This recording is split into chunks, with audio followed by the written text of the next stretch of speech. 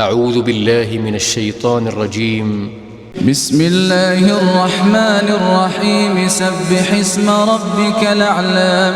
الذي خلق فسوى والذي قدر فهدى والذي أخرج المرعى فجعله غثاء نحوا سنقرئك فلا تنسى إلا ما شاء الله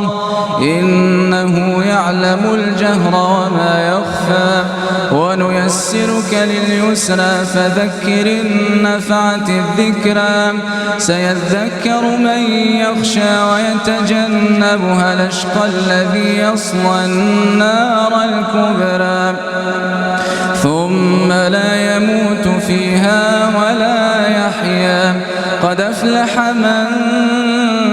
تزكى وذكر اسم ربه فصلى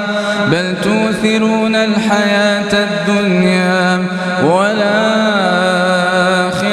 خير وأبقى